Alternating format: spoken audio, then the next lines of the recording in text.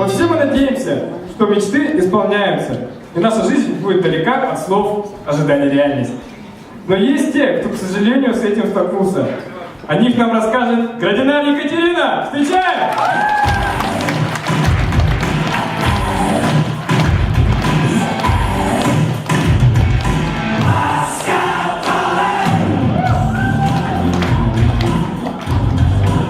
Всем здравствуйте, добрый день и добрый вечер. Меня зовут Градинар Екатерина, и я студент Института психологии. И моя научная работа лежит в области психологии труда, а точнее я изучаю сотрудников колонии строгого режима. Давайте дальше.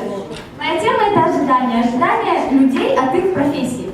И ожидания, вообще, что это такое? Ожидания — это то, что мы представляем себе на будущее, то, чего мы хотим.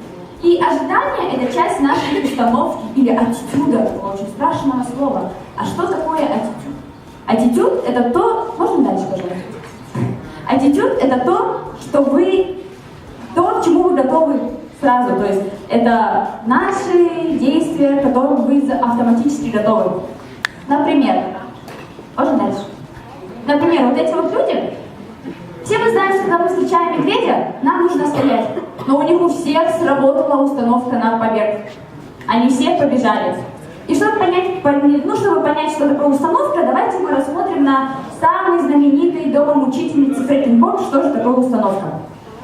Бытовая установка – это наши автоматизированные действия в быту. Например, когда вы заходите домой, вы сразу снимаете куртку или вещи, и вы не думаете о том, что нужно мне снимать, не нужно, вы вообще не закладываете этим мозг.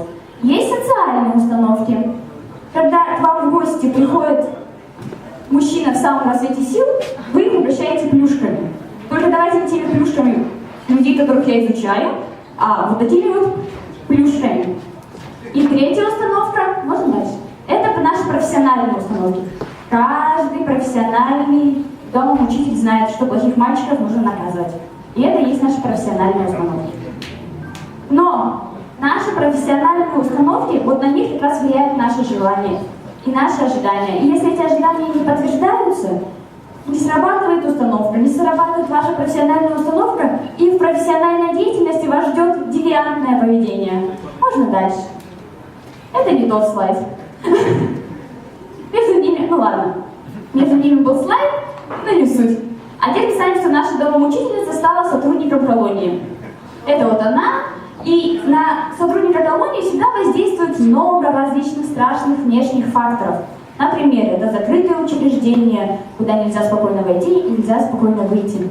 Во-вторых, это каждый сотрудник практически ассоциирует себя с властью, а каждого заключенного с невольником. И вот так примерно это выглядит. Ну, вы зря на нас зайдите, пожалуйста. Также на нас, на сотрудников колонии, влияет то, что мы постоянно сталкиваемся с криминогенной средой, а точнее на нас влияют преступники. И мы можем от них что-то невольно взять. И вот дальше. И также преступники всегда проявляют нам агрессивное поведение, что также влияет на наших сотрудников.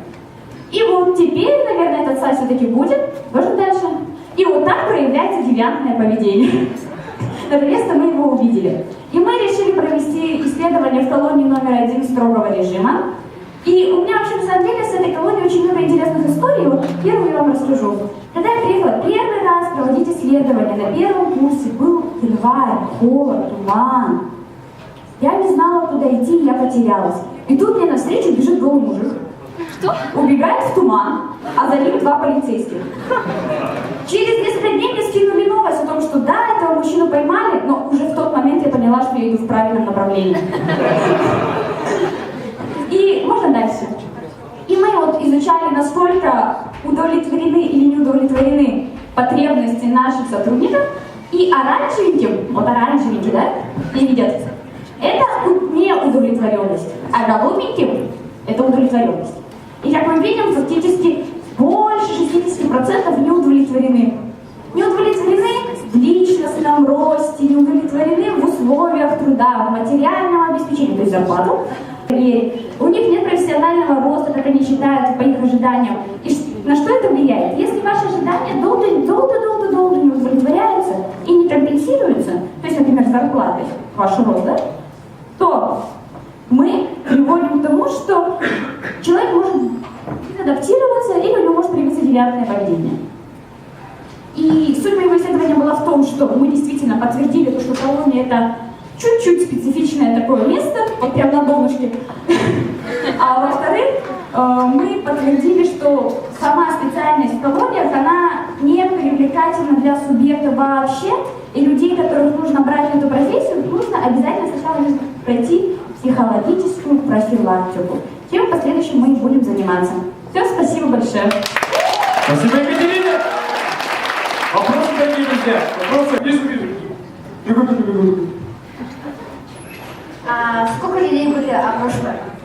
Ну, на самом деле, людей было не так опрошено, было 30 человек, это представители сотрудника отдела охраны и отдела безопасности. Там, на самом деле, очень тяжело их опрашивать, они как бы не идут на контакт. Занятые люди.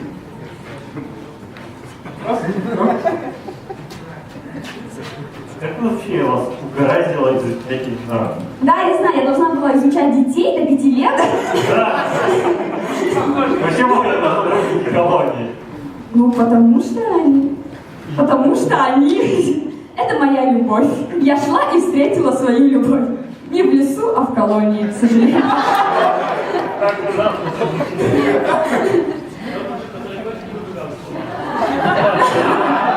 Нет, к сожалению, он был в трусах, так что на таких эпичных подробностей я вам не расскажу.